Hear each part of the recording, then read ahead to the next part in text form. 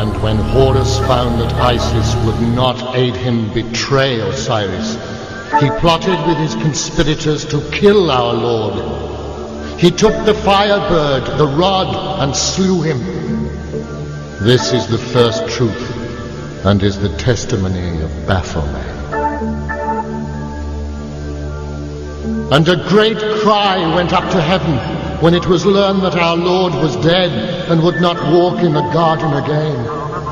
Then brother fell on brother and fought like beasts and slew those they most loved. Even their wives and children were not spared the sword. Much blood was spilt to his name, and the suffering was terrible. So great was the love they had for Osiris. This is the last part of Genesis, the history of the people of Isis, the Nephilim, and the secret remains that men have kept the identity of the goddess hidden, though her signs are everywhere if you have eyes to see them. Here ends the first garden, though this paradise shall come again, for the world goes on forever.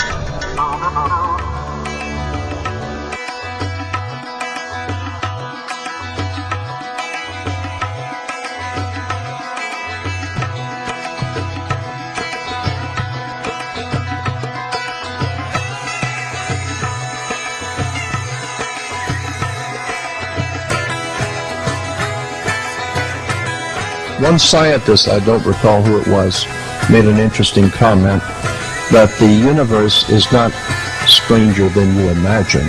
The universe is stranger than you can imagine. And the point being is that you haven't learned anything until you understand how the pyramids were built, the geometrics, the harmonics, the well-established mathematics. I don't see how anyone could possibly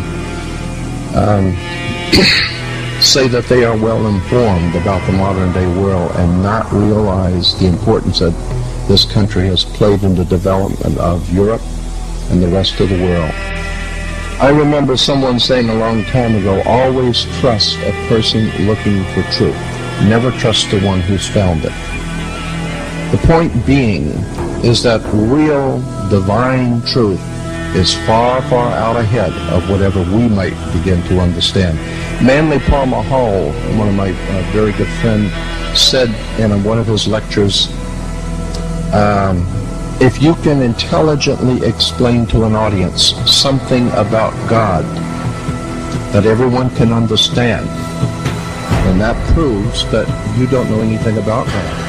Because the God that your pea brain could understand could not be the one that created the universe.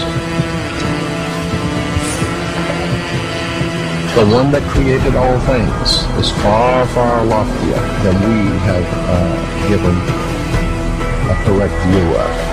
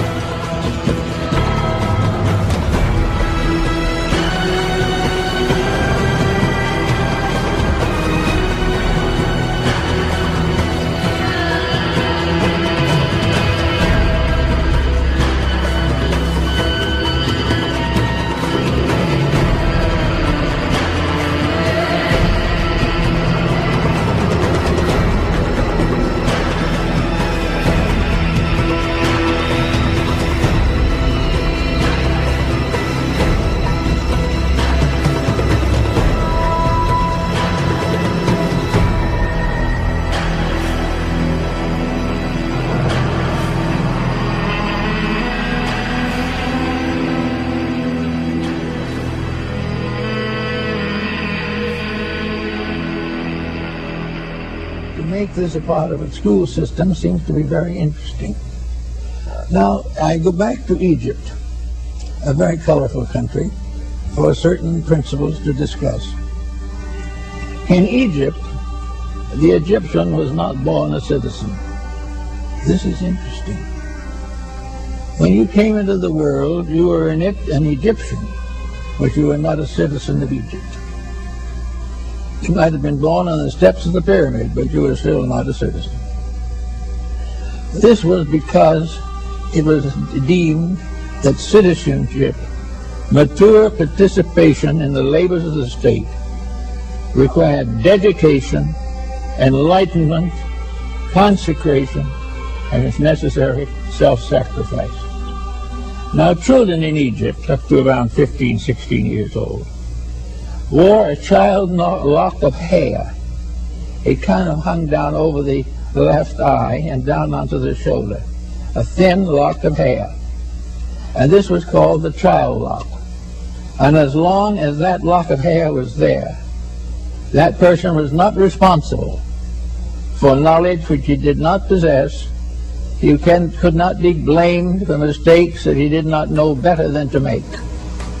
But there came a ceremony finally, and in the presence of all concerned, the priests of Thebes and Luxor and Memphis gathered together those who were aspirants to become citizens of Egypt. And they had a great ceremony and convoked the gods and made these young people accept the responsibility of Egyptian citizenship. And from the records we still have of those old times, we get some key to what the instructions were. The first instruction was, you must obey the laws of the gods of Egypt. You must obey the laws of Osiris and Amenhotep. You must obey the laws of the state. Unless you are a true law abider, you cannot be a citizen. You had to be truthful, honest in your weights and measures, kind to those in need, helpful for the forlorn and the sick, forever charitable. And at this point was introduced the great negative confession of the Book of the Dead. When the Egyptian died and went into the other world, they believed in Egypt that he had to answer to the gods of the underworld for his reputation on earth. He had to be able to give a statement that he had kept the 600 rules by which the Egyptian regulated his conduct. Maybe he couldn't keep them all, but he did the best he could. But he was working always under the pressure of being a good person, a dedicated person, and an Egyptian was an individual who could stand out upon all sides and prove that in every way he was trustworthy, honorable, honest, enlightened, and kind. After he had taken all these obligations so far, the little lock of hair was cut off, and the child became a man or a woman, became an Egyptian citizen, having the privileges and rights of a citizen. But without this bond, it could not happen. So let's move this forward into another type of world and see what we have here now. Supposing we had not here a citizenship by birth, but a citizenship by dedication. Supposing instead of being born an American, we went to school, the lower grades, middle school, and finally graduated from high school. At the time of high school graduation, then citizenship would be a matter of consideration. When the American boy or girl decides to go in for a life of government or statesmancraft, they should not be out merely to get money. There should be reasonable wages, proper salary, proper things necessary, but everything should be pointed to the fact that the citizen is a servant of the needs of the people. Now, if we began producing people who at the age of 14 or 15 decided they wanted to be Americans,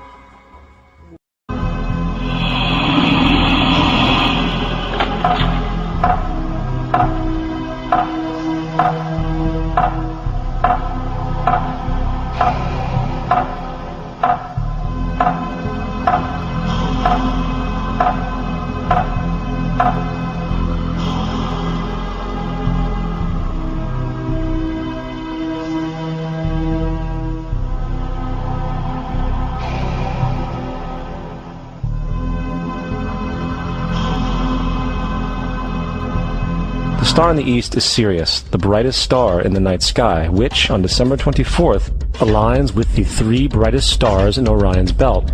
These three bright stars in Orion's belt are called today what they were called in ancient times, the Three Kings. And in ancient Egypt, the star Sirius was of fundamental importance and was identified with the goddess whose name was Isis. And the rising of Sirius, which is an astronomical phenomenon, was New Year's Day for the Egyptians. Their calendar, their sacred calendar, was based entirely upon the star Sirius, not on the sun and the moon.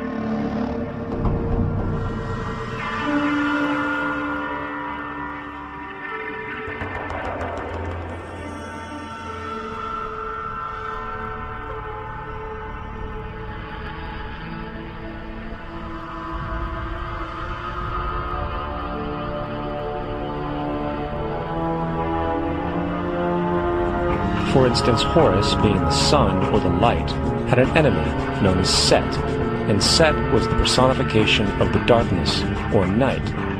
And, metaphorically speaking, every morning Horus would win the battle against Set, while in the evening Set would conquer Horus and send him into the underworld.